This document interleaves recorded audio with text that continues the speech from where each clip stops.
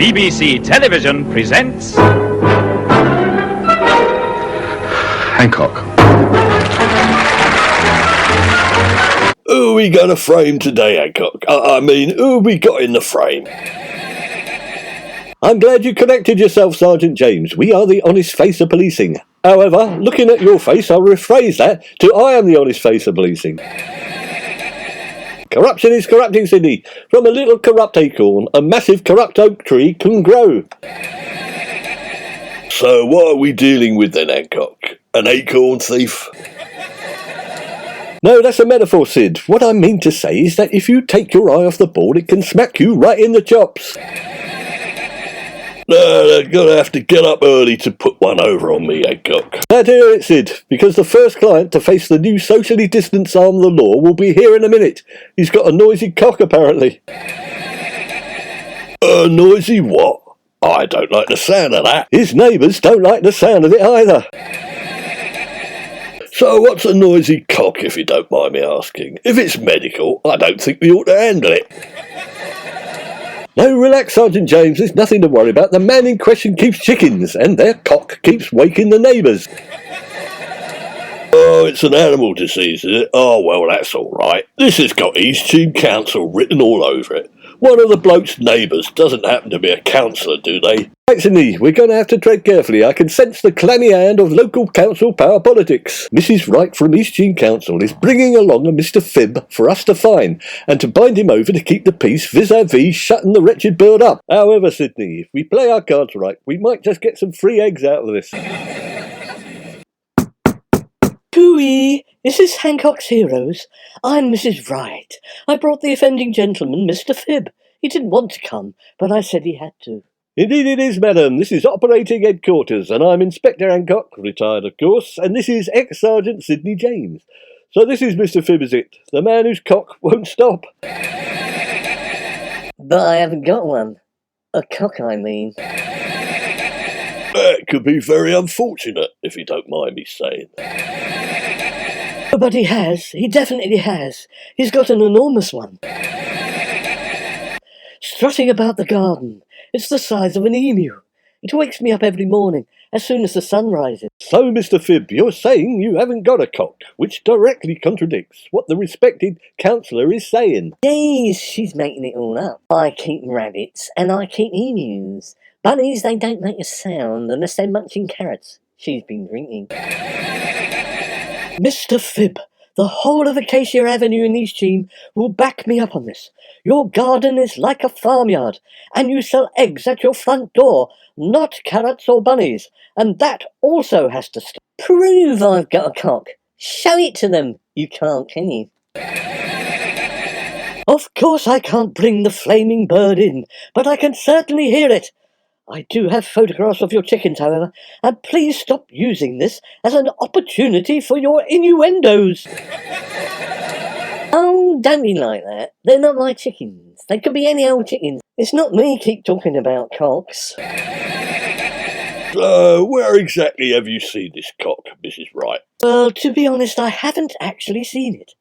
I have photographs of the chickens, but I've yet to have a good sight of his cock. I'm afraid without evidence that there is a cock, Mrs. Wright, or should I say a cockerel, you haven't much of a case. Oh, wait a minute. I've got a tape recording. Here, I'll play it. Ooh, what an horrible cock. No, that's not a cock. Well, what on earth is it if it isn't a cock? That's an emu, of course. This is a cock.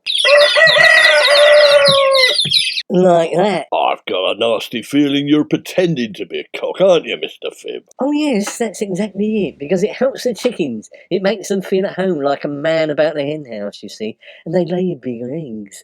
You can have some, Inspector Hancock. Well, what a pleasant surprise, Sid. Yes, a couple of dozen brown ones wouldn't go amiss, Mr. Phibb. Extra large with double yolks, thanks very much. Yes, all right, and I'll give you some emu eggs as well. You have one of those for breakfast, you'll know all about it. Well, I'm terribly sorry, Mrs. Wright. It looks like you've gone off half cock on this one. We're going to have to let Mr. Phibb go. We can't chop his head off and stuff him now, can we? I don't know. I'd like to try. But surely it doesn't matter who's making the bloody noise, him or his cock. The important thing is to stop the noise. Oh no, you can't stop me. I'm an animal impersonator. It's my job. Yes, you better tread carefully, Mrs. Wright. He's an animal impersonator. You can't stop him. That would be restraint of trade. So let Sergeant James show you out and we'll make a note of your complaint. Perhaps you can discuss it at the next council meeting. But...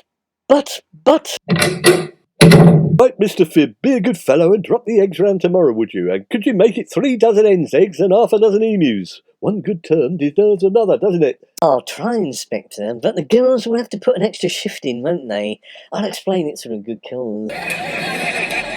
Oh, all we got out of that job was 3 dozen eggs then, Hancock. Well, he said the council were trying to get that job for nothing. We put one over on them. Stop grumbling and I'll make you an omelette. Who's up next? We need to make some money on this next one. I've got bills to pay. It's rather a sad case, Sid. It's a school teacher who won't stop swearing at her pupils. The police won't touch it as she's a good friend of the police superintendent's wife. But the school governors think it's serious enough to charge her with insulting behaviour. It's a Mrs. Windy Bottom, but I think her real name's Mrs. Slater. Is this Hancock's Heroes, you silly fat lard bottom? I beg your pardon, madam. That's offensive, and I've lost weight recently. I'm Inspector Hancock. One sitting over there with the silly lard bottom is Sergeant James. Of course. Pleased to meet you both. I'm terribly sorry. No offence, I hope we can clear this up quickly. I don't mean to do it, arse, tit, trollop, strawberry tart.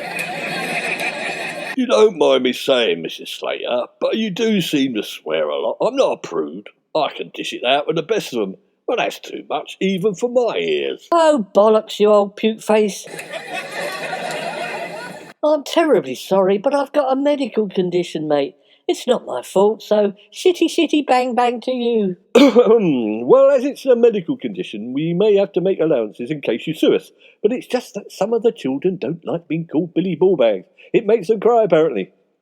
Oh, I don't know. Let's be fair about this. Perhaps they should toughen up a bit. I can't help what the children think, Inspector Giant Dumbuttocks Hancock. They are all Billy Ballbags. It's their own fault. It sounds to me, Mrs. Slater, that you're actually meaning to be rude, and it's not just random, impulsive, rude words. Perhaps you're just a bit nasty. Of course I mean it, fish lips. Call a wally. That's how I was brought up, you dingle-dangle. Right, Mrs. Slater, could I just run this one past you? Under the circumstances, do you think teacher is the right job for you? You could drive a cab, perhaps. Become a politician. Work in a fish market. Join the WI. Oh, sod off, you silly willy warmer. Madam, I find that offensive. We're going to have to charge you, Mrs. Slater, with insulting behaviour and withdraw forthwith your teaching certificate. However, what is your medical condition? A total inability to put up with stupid children and adults like you, Inspector Hancock. And you can take my card details and put them in your Billy Ball bag for all I care. Nice, woman. Yes, very nice. Shame about the bad language, though. Without it, you'd think butter would melt in her mouth. Heart of gold, you can tell. Yeah, heart of gold. Yes, there's a heart of gold beating there, underneath the vile stream of obscenity, expletives, profanity, and 4-letter words, that is. Talking about gold, how much did we get out of that one? What I said, I charged her £50 a swear word.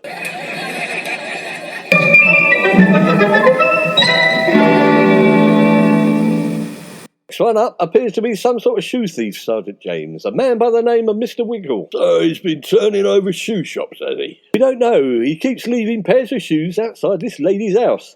The police are too busy to deal with it. They want us to give him a slap on the wrist. We'd be better off giving him a slap on the ankle, wouldn't we? Good evening. Am I in the right place? Depends what you've been up to, sunshine. What I mean is this looks like a nice little terraced house. I was expecting a police station or an office. It's a bit dingy. Dingy or not, mate, this is the HQ of Hancock's Heroes. We're private police and proud of it. And we have a bit of a reputation. I know you have. I've heard things.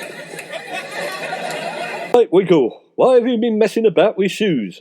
Are you a gobbler? I beg your pardon? No, it's not me, it's my cat. You see, she's not very well.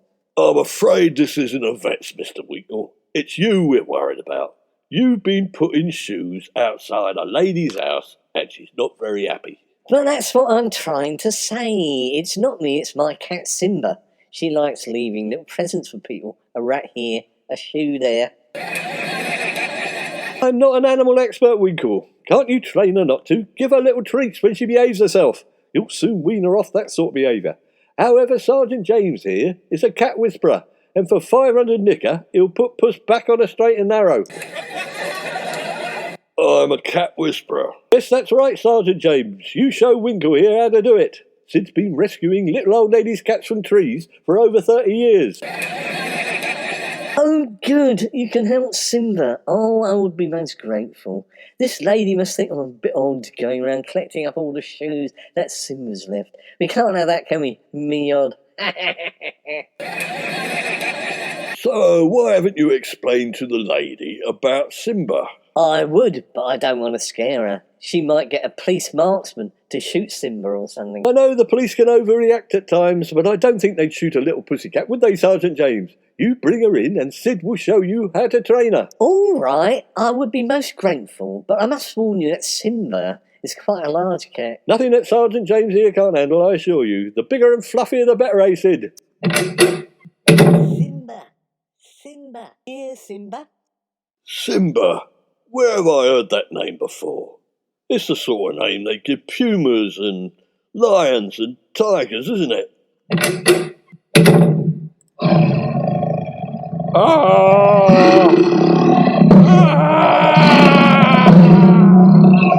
Get off me!